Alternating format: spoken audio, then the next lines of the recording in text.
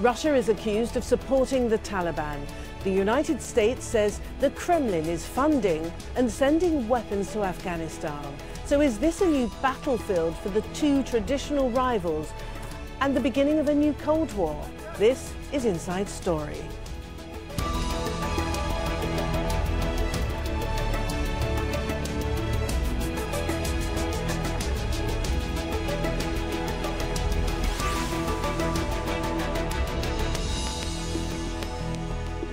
Hello and welcome to the programme. I'm Martine Dennis. Now, we're just days away from President Trump's first 100 days as leader of the United States, and relations between the US and Russia seem as fraught as ever. Trump, whilst campaigning, had dangled the prospect of closer ties with Moscow, but with apparently profound differences over Syria, Crimea and most recently Afghanistan, it almost looks like a return to the Cold War days of the 20th century. Just this week, US Defence Secretary James Mattis, on a visit to Kabul, accused Russia of supplying weapons to the Taliban. We will engage with Russia diplomatically.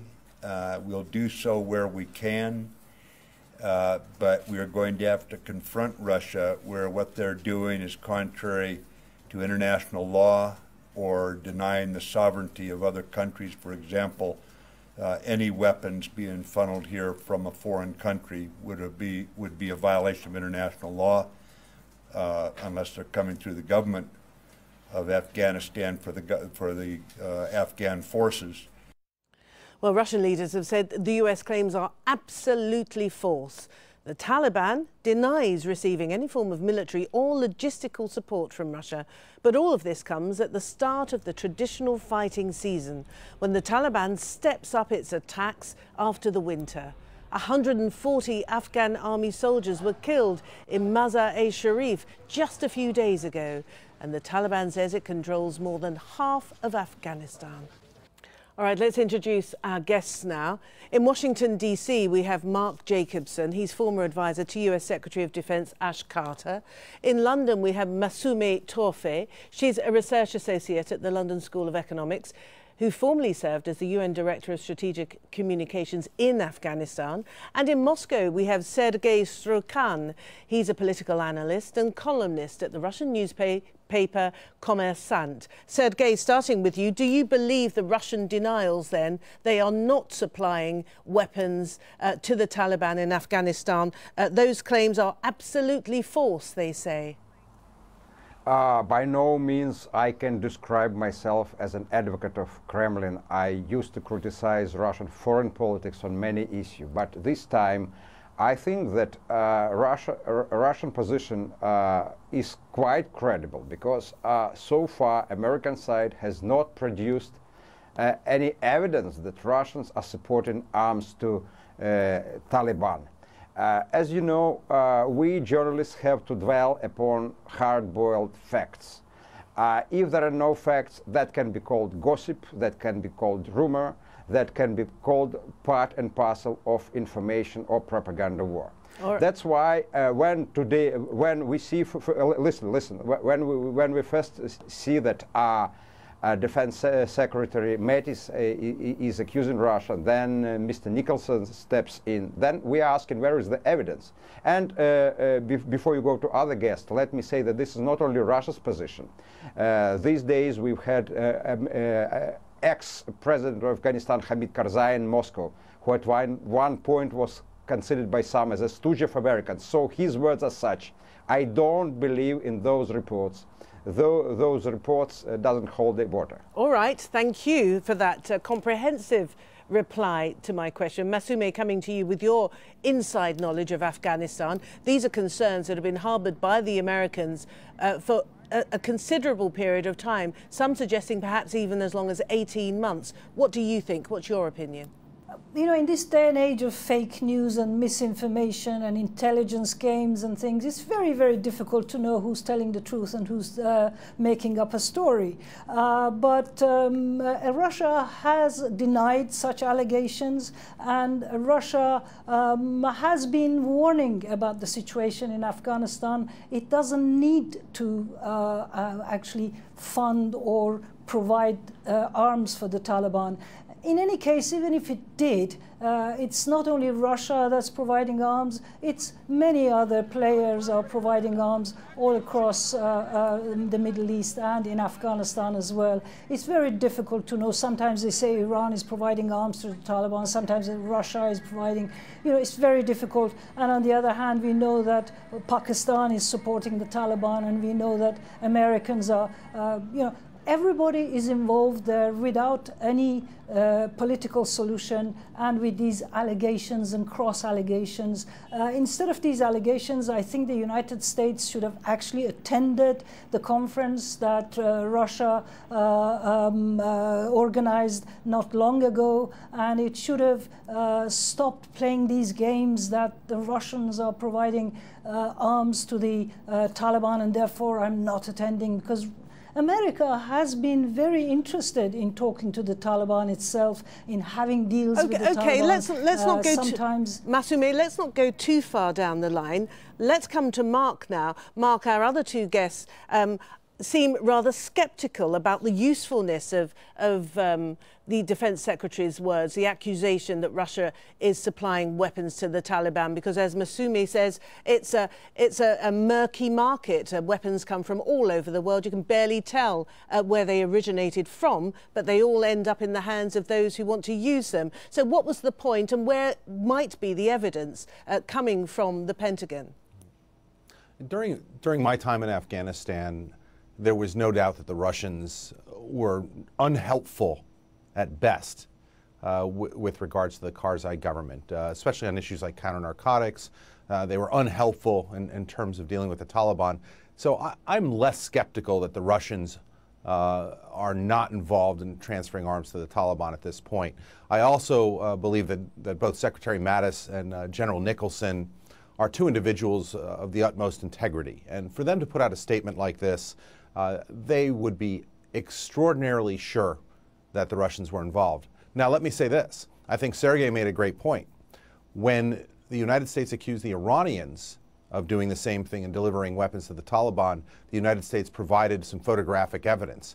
And so I wouldn't be against the idea of the United States declassifying and putting out some hard evidence to that effect. I think that would make the case because many individuals doubt the credibility of not necessarily General Mattis, Secretary Mattis or General Nicholson, but the White House. So I'd be okay if the White House was willing to help release some hard evidence there. But for myself, I have no doubt the Russians are involved in pushing weapons to the Taliban. All right, Sergey, so Mark is offering an alternative view. Even if you don't accept that Moscow is directly involved in supplying weapons to the Taliban, you must accept that there has been a dramatic shift in attitude in Moscow, in the Kremlin, to the Taliban, insofar as negotiations are ongoing and have been for more than a year now. Well, with almost my highest respect to Mark, let me say that we journalists, we experts, have to dwell on facts, because this is not a question of our belief, whether someone believes or not, but this is the question of knowledge or non-knowledge. This is point number one. Point number two is that if we, in our wild imagination, say, imagine that Russia is supporting arms to Taliban, then the next question is, why Russia should do this? Does Russia want the government in Kabul to collapse? Of course not, because that would destabilize the situation in Russia's southern backyard. So there's no any rational explanations for Russia to give arms Sergey, to Taliban. This is the second point. Except, Sergey, let me just jump in there. Except if Russia were to use the argument that the enmity between the Taliban and ISIL would justify it supporting the Taliban. Maybe the Taliban's given assurances to keep ISIL away from Russia's borders and from spreading into Central Asia. Yeah. Well, I'm well aware of that argument. I'm not buying it for simple reason that now what we see in Afghanistan is rebranding of Taliban, and some part of Taliban has already re-emerged in the ranks of ISIL. So that's an artificial explanation trying to describe Taliban as national movement, whereas ISIL is some global jihad movement. I think that at one point we will see most part of the Taliban to join the ranks of ISIL. That's why I'm not buying that, you see. But other thing regarding Taliban is that, of course, Russia was trying to hobnob with Taliban. So we have to be very careful in using wording. So one thing is to give arms to Taliban, and other things is to try to enter into a dialogue. When the question of dialogue is concerned, yes, it seems that Russia was trying to establish contacts with what Russia described as moderate part of Taliban. And that was quite a controversial move because then, like say, our Indian partners are saying, how are you going to distinguish between good terrorists and bad terrorists, moderate terrorists and radical terrorists? So, but last year we've seen statements which were coming from Russian Foreign Ministry, which were indicating that Russia don't mind establishing contacts with moderate Taliban, and that used our partners in India and other parts of region to raise eyebrows and ask what Russia is doing, why Russia is trying to distinguish between good terrorists and bad terrorists.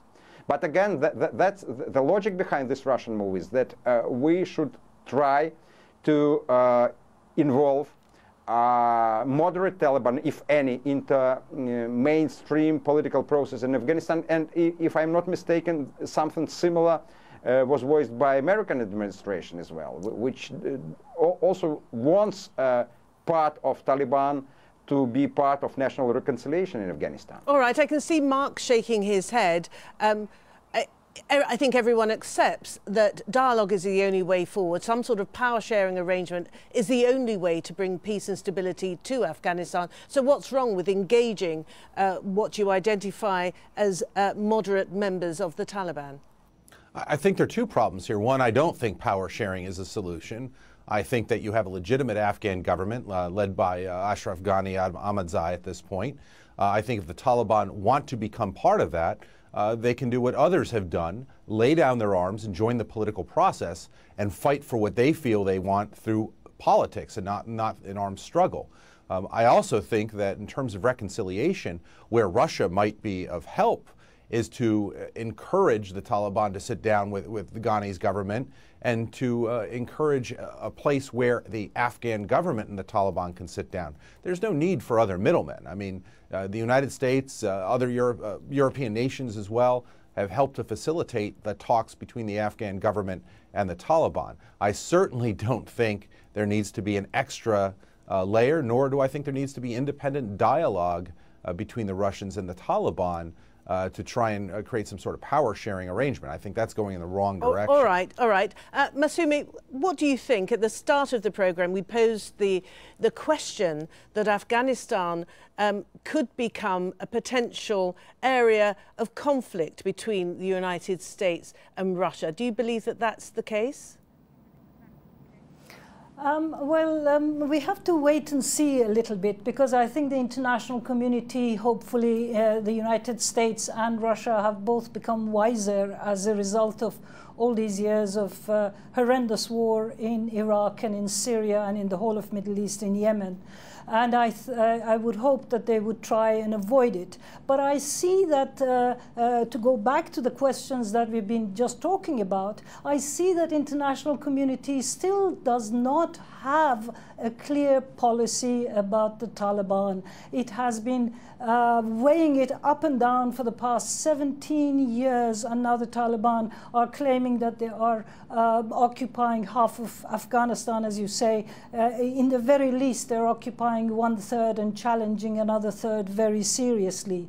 If you look at the map, they are all over Afghanistan. They're all in all areas, as opposed to previous east and south. They are in the north, and we see this horrendous attack in the north of Afghanistan.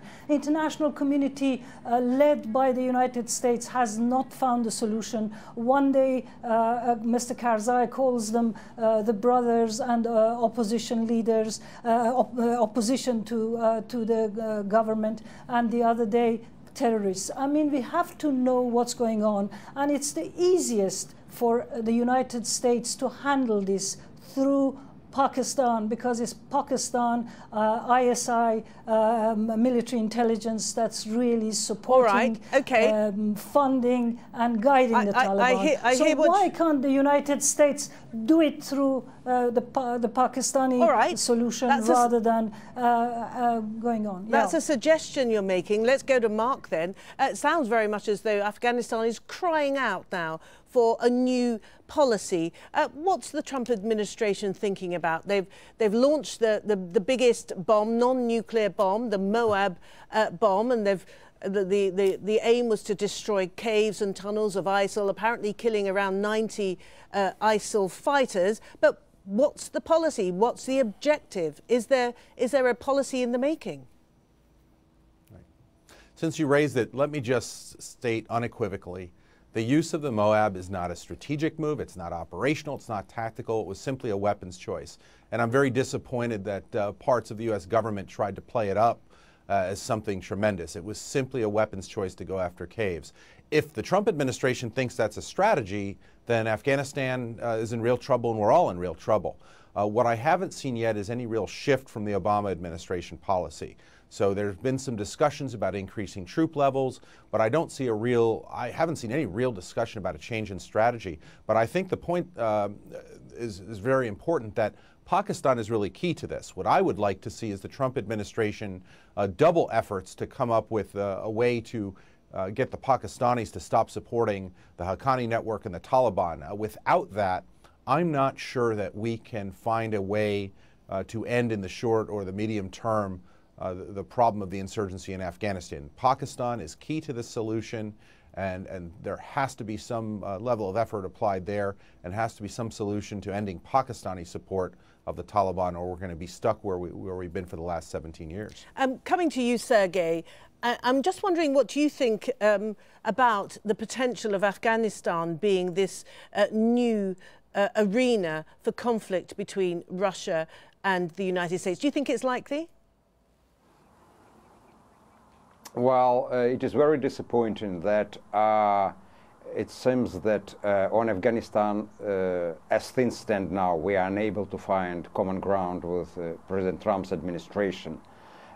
Initially, we pinned high hopes on the change of government in Washington, and still we expect that probably the meeting between President Putin and President Trump would come as a turning point. But what is disappointing is that Americans started to point fingers at us on the most sensitive issue, Afghan issue, because for Russians, Afghanistan is not just a country. This is a symbol. This is the symbol of the Cold War, of the rivalry between two superpowers. And believe me, when such accusation, we hear such accusations, anti-American hawks here are trying to develop the same stand and say, no, we know about Americans better, so let them first think about their own role, how they were arming Mojaheds in Afghanistan. So, and we find ourselves in the vicious circle of blame game, which none of the sides really need. But again, I think when it comes to Russian-American rivalry or cooperation or whatever, how you call it on Afghanistan, this is a question about dominance. Who is going to play a leading role? During the time of much criticized President Obama, we were still able to develop a cooperation in Afghanistan. As you remember, Russia was providing a corridor for American and NATO troops in Afghanistan. That was one of the few positive examples of our cooperation. But now, with all those hopes which were pinned on Trump, we don't see any silver lining to clouds that we would be able to cooperate on Afghanistan so far, unless there will be some major change in American stand. All right. Massoumeh, how would you characterize or evaluate the current scenario between the United States and Russia? As Sergey alluded to, there was a great deal of hope. In fact, Donald Trump, one of the key parts of his campaign strategy was to offer the prospect of closer relations with Russia. That's clearly gone away. How dangerous is it, given the, I wouldn't say animosity as such, but Donald Trump himself has described relations as at an all-time low? I don't think that hope has gone away. I think that President Trump and President Putin will probably find some way of cooperating with each other. I think it was a mistake by the Americans to accuse Russia, especially since Americans have failed in Afghanistan over the past 16, 17 years. So Russia was only trying to bring all the sides together, and I think this cooperation is absolutely essential if we want to resolve the problem, because don't forget, the problem is not just IS in Iraq and Syria, but it is also the Taliban and Al-Shabaab and all the other terrorist organizations around the world. These two important countries need to stop playing like little kids, competing with each other. They need to come together and bring on board also China, also Iran, also Saudi Arabia, and think together to stop these conflicts all around the world. Not only that, they need to bring on board the United Nations. United Nations has been paid a lip service, but it has not really been seriously involved because these big powers are not allowing it to play what it's very good at, which is conflict resolution and post-conflict peace building. So it is important that these important powers stop playing games. And I think it is very likely, if we are to believe the advisors or those close to President Trump, that he is a deal maker and that he will eventually find some solution with President Putin. I think that he has been wise in listening to his military so far. In the two bomb attacks, I know there's been a lot of criticism, but I think according to military experts, these two were not off the mark, and they were the correct approach to create the psychological impact that's very, very much required right now. All right, Mark, the question to you then is, who's making policy in the United States today? Is it the White House with President Trump's family in key positions? Is it the State Department with Rex Tillerson not really hearing a huge amount of proactive policy coming from him? Or is it the generals? We've already seen two big gestures, haven't we? Is that all they are? Just gestures full of sound and fury signifying what?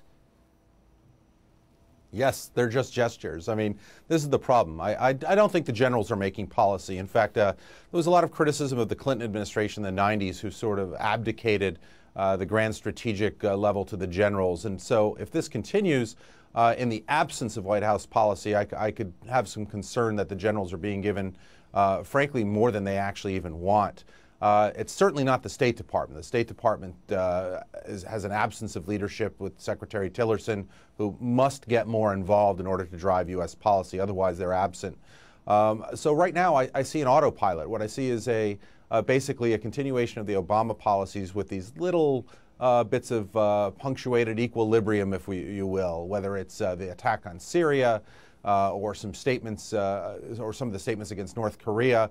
And so I just don't see much in terms of policy. I just see tweets, I just see statements, I see a lot of hope from President Trump. I hope it gets better, I hope this works out, but that's not a strategy and that's not a policy. And so if that's going to be the case, I think we're going to have some real challenges ahead in terms of the U.S.-Russia relationship, because there's no doubt in my mind that Moscow would like to make it more difficult for the United States to operate in places like Afghanistan, so we cannot focus our attention on the increased Russian aggression, whether it's non-kinetic, such as propaganda, or aggressive, such as the occupation of Crimea. So I think that's exactly what the Russian approach is: make it more difficult for the United States globally, so it's more difficult for the West to keep their eye on what's happening in Eastern Europe. All right.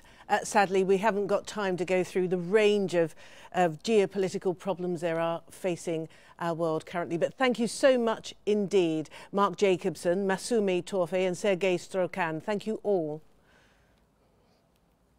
And as ever, thank you for watching the programme. You can see it again anytime you like by going to the website, aljazeera.com. If you want more discussion, you can go to our Facebook page, facebook.com/AJ Inside Story. And there's always the Twitter sphere. Our handle is @AJ Inside Story. But from me, Martine Dennis, and the whole team here in Doha, it's bye for now.